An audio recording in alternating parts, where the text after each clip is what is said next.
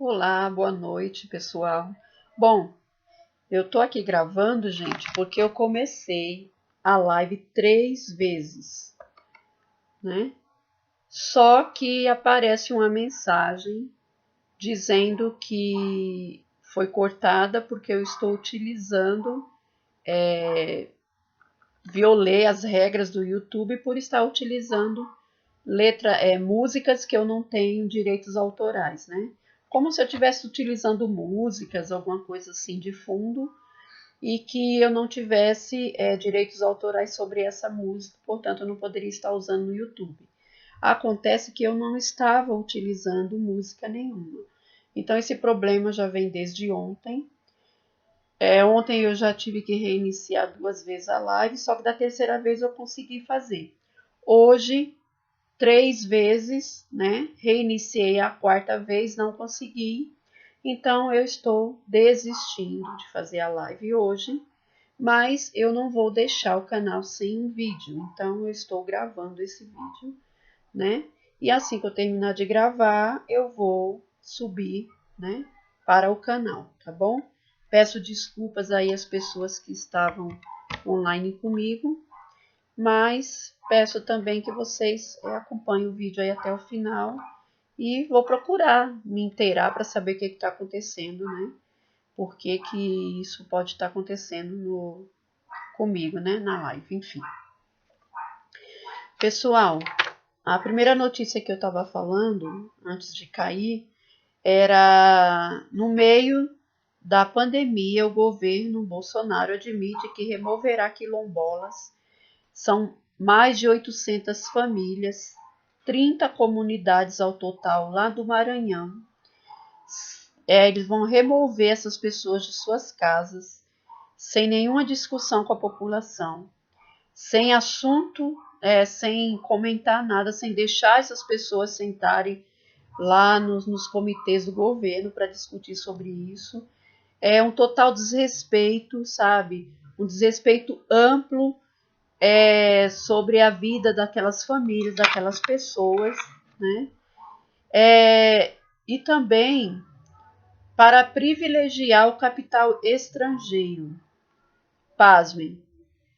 Simplesmente para se permitir que outros países, principalmente os Estados Unidos, venham para cá e lucrem com tudo aquilo que eles conseguirem arrancar das nossas terras. É como se fosse novamente uma segunda colonização, né? Porque o Brasil sofreu esse tipo de exploração do solo também lá na época da sua colonização, né? Mais precisamente, após o, entre aspas, descobrimento e depois da vinda da família real para o Brasil. Então, o anúncio da medida causou um choque na comunidade quilombola de Alcântara, ao qual eles falam: estamos perplexos com essa medida extremamente autoritária que pode legar um futuro marcado por mais violações, né? Como ocorreu na ditadura militar nos anos de 1980, quando as primeiras famílias foram compulsoriamente deslocadas e até hoje sofrem impactos disso, né? Do último ano da ditadura até 1987, foram 312 famílias que foram removidas de suas casas por ordem do governo da época. Essa resolução diz que os quilombolas serão consultados em atendimento da Convenção de 169, da Organização Internacional do Trabalho, porém, ao mesmo tempo, já informa que o governo fará as remoções e indica qual órgão público deverá cuidar de cada aspecto da mudança. Ou seja, mais uma vez, o povo negro é vilipendiado dos seus direitos, da sua vida, do bem-estar social, né, de seus e das suas famílias, né? mais uma vez esse país não respeita as pessoas que foram já tão roubadas, né? Tão massacradas pelo homem branco e agora mais uma vez por esse governo boçal ao qual nós temos o desprivilégio de fazer parte, né? De estarmos sob o mando, né? Infelizmente. Pessoal, prefeito do PT, lá do Piauí, de uma das cidades do Piauí, morre por Covid-19, não é? Foi a primeira morte do estado, era o Antônio Felício, ele tinha 57 anos, ele fazia parte do grupo de riscos, ele era diabético e, infelizmente, ele chegou ao hospital lá da cidade dele com falta de ar e com sintomas da pandemia. Ele foi socorrido, mas não houve muito tempo para isso, porque ele evoluiu rapidamente para o quadro mais grave e veio a óbito, né? Então, infelizmente, o prefeito se torna a primeira vítima, né, do estado do Piauí. Ele ficava na cidade de São José do Divino, fica a 234 quilômetros da capital Teresina, né? O Laboratório Público Estadual realizou 2 exames para confirmar a presença do vírus e na manhã deste sábado, hoje, né, dia 28, os exames dele foram atestados positivo e então fica aí a minha solidariedade à família, né? E que ele possa encontrar paz, né? Bom, após divulgar a campanha, aquela mesma, igualzinho, a que a cidade de Milão, na Itália, teve, e que infelizmente ajudou a propagar, né, mais ainda o problema do vírus, né, no país da Itália. O governo do Bolsonaro queria fazer uma campanha igual, né, pagou quase 5 milhões, né, para uma empresa publicitária. Essa empresa chegou a fazer todos os vídeos, né, chegou até a divulgar nas redes, só que aí foi vetada, né, pelo liminar da justiça e essa campanha não pode ser vinculada e com isso o governo, após esse veto, começa a negar, né, a campanha dizendo que ela nunca existiu ou que pelo menos ela não tem nenhum vínculo com o governo federal. Em comunicado oficial, o governo negou hoje com veemência a existência da campanha O Brasil Não Pode Parar. A ação publicitária surgiu nos bastidores do Planalto para, alinhada à postura do presidente, né, sem partido, o Jair Bolsonaro, incentivar a população a encerrar o isolamento social necessário ao combate da pandemia. E nesta manhã, a Justiça Federal do Rio de Janeiro informou ter acatado o pedido do Ministério Público Federal para barrar a veiculação de qualquer peça publicitária com a mensagem pretendida pelo governo. A decisão em caráter liminar considera que a campanha põe em risco a saúde da população, né? Isso é muito certo, e que sua adoção pode resultar em colapso geral da nossa rede de saúde, assim como aconteceu lá em Milão, primeiramente na Itália, né? Então, que bom que a justiça proibiu, né? E vamos seguir na quarentena. É a melhor solução para que a gente consiga barrar um pouco sobre esse problema da pandemia, né? Outra notícia também com Com isso é que a Angela Merkel agradece aos alemães, né, por terem obedecido até o momento a quarentena e que a quarentena continua lá na Holanda até dia 20 de abril. Desculpa. Então, a Alemanha, ao contrário da Itália, ela fez direitinho a sua parte, né? Ela fez a lição de casa. A quarentena foi obedecida. E, no geral, eles têm cumprido a orientação para evitar a disseminação do coronavírus, né? Afirmou a chanceler Angela Merkel nesse sábado, com os casos do país continuando a crescer e seu chefe de gabinete afirmando que a quarentena não será afrouxada até 20 de abril.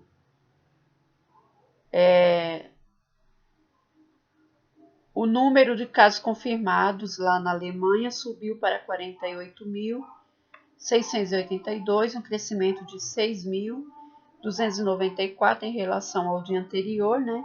E 325 pessoas morreram pela doença. Então, se você for pegar o número de 48.325, não é muito, né? Então, significa que o país está realmente fazendo muito direitinho a sua lição de casa, né? A sua quarentena.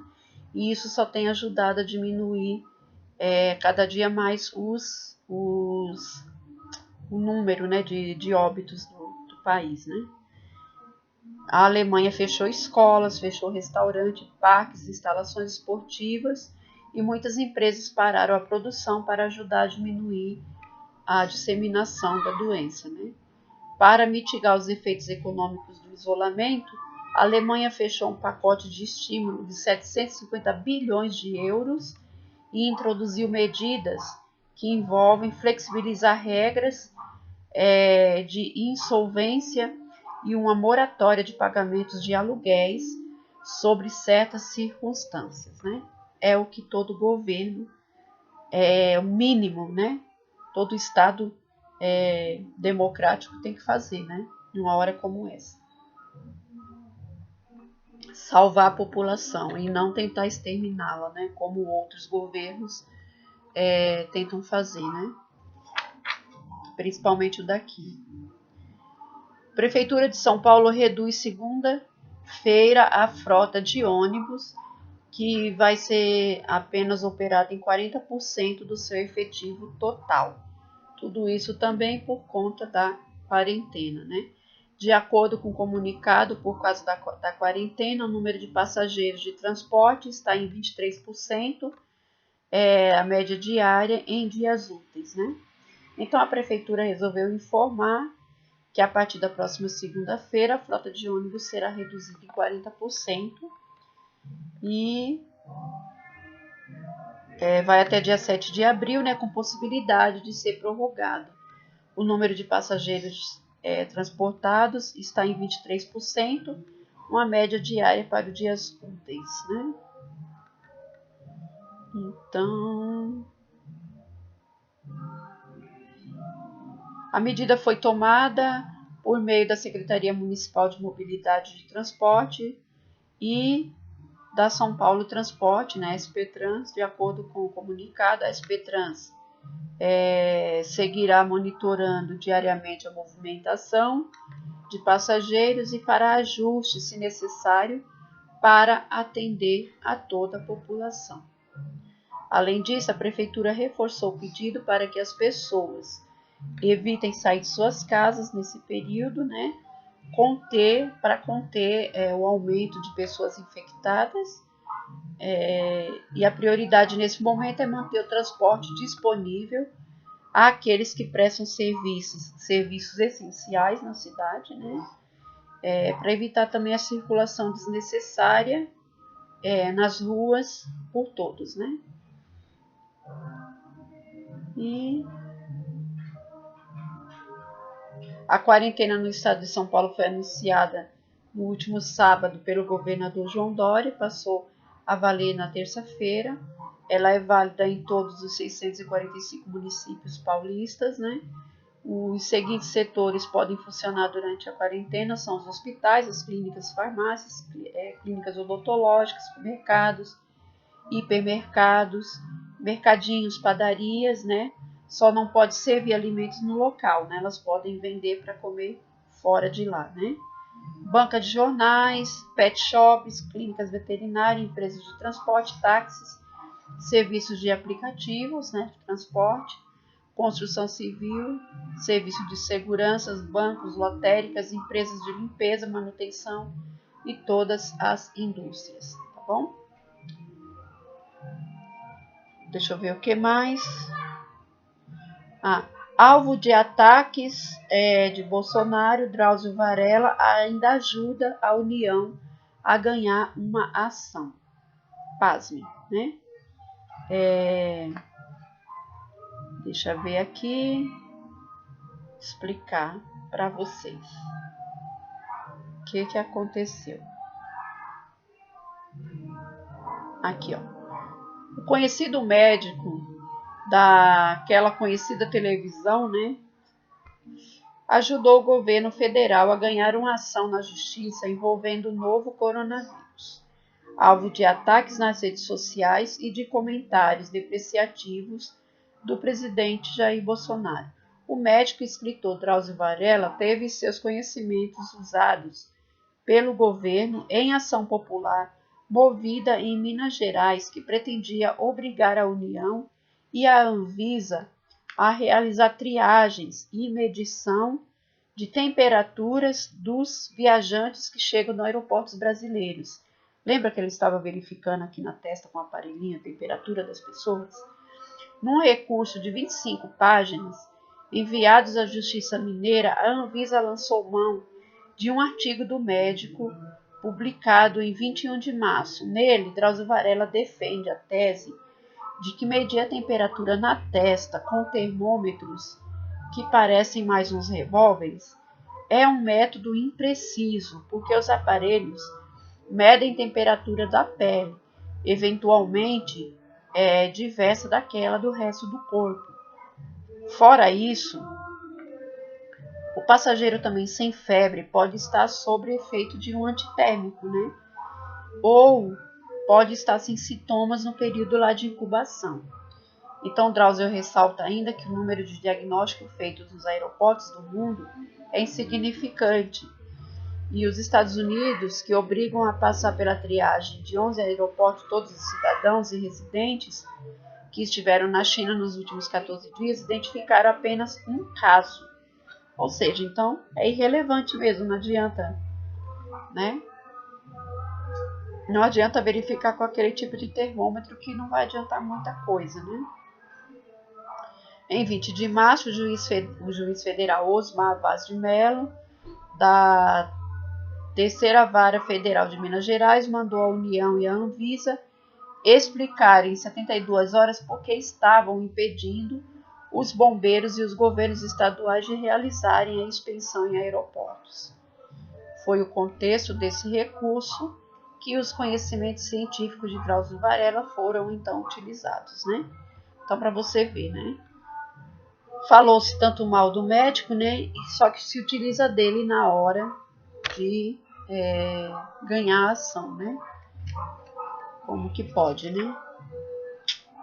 111 óbitos, 3.904 casos confirmados. Esse é o resumo da ópera hoje, da pandemia aqui no Brasil, né? Então, subiu para 111 óbitos, né? Mais de 3.900 casos, quase 4.000 casos confirmados. Isso fora aqueles que, infelizmente, não está sendo computado ainda, né? Por falta de exames e também pela demora aí de se conseguir o resultado, né? Diz que isso pode se esperar até 10 dias para se ter um resultado de positivo ou negativo com relação ao Covid. Justiça do Rio de Janeiro proíbe a carreata da morte. Gente, vocês acreditam que os loucos bolsominions, cariocas, queriam fazer uma grande carreata, uma grande passeata em favor do Jair Bolsonaro, em favor do final da quarentena, né, para que todos saiam de suas casas e voltem à vida normal. Veja só o absurdo, né? Mas, enfim, a justiça brasileira conseguiu proibir, né?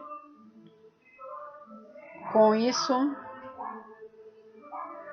também tem aqui a notícia de que Bolsonaro aposta no caos social para impor o governo dele à força, né?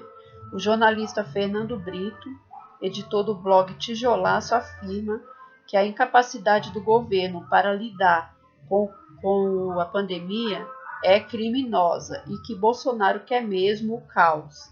Ele diz, abre aspas, Defesa Civil e Forças Armadas deveriam, neste momento, estar empacotando cestas básicas a centenas de milhares para serem distribuídas em áreas carentes. Fecha aspas.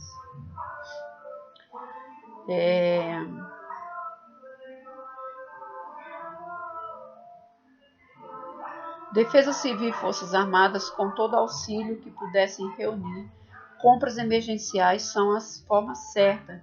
Caridade é subsidiária. Deveriam, nesse momento, estar empacotando cestas básicas centenas de milhares para serem distribuídas em áreas carentes, onde a perda da renda e o emprego não é mais ameaça, já é uma realidade. A Folha mostra agora à tarde um vídeo com os relatos que a comida está ficando escassa e que vai faltar, principalmente nesses bairros periféricos, né, e nas comunidades.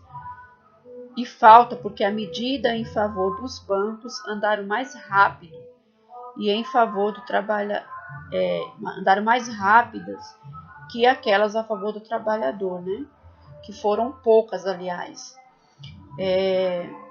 Anunciaram aos quatro ventos estarem dando para a luta contra o vírus na surdina.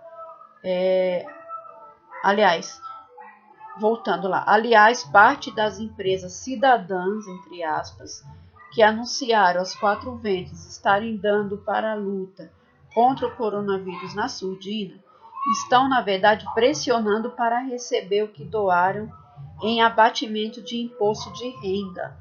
Olha que coisa horrorosa, gente. Quer dizer que as empresas ajudam, só que aí já estão cobrando que isso seja abatido, essa ajuda que eles deram, né? Seja abatido lá do imposto de renda das empresas.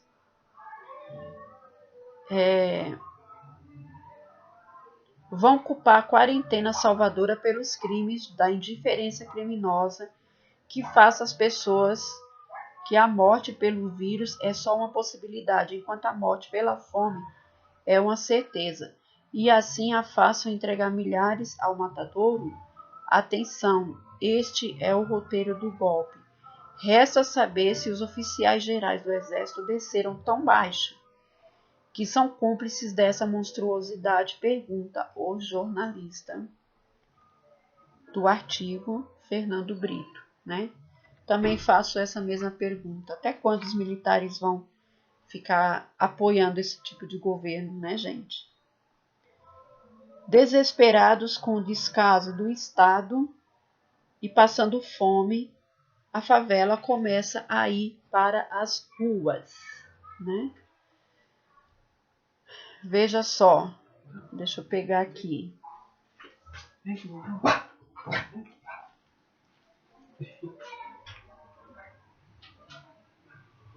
Comunidades lá, não só do Rio de Janeiro, né? Deixa eu ver aqui onde foi que eu vi essa matéria.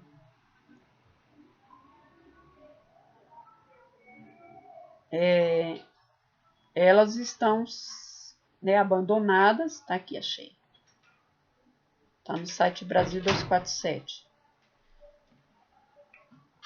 À medida em que avança a pandemia no Brasil, a profunda desigualdade brasileira, o tema ignorado antes, né, pela grande imprensa, né, passa para o topo das preocupações. Moradores das favelas, desesperados com o descaso do Estado, começam a passar fome e procurar comida nas ruas, né?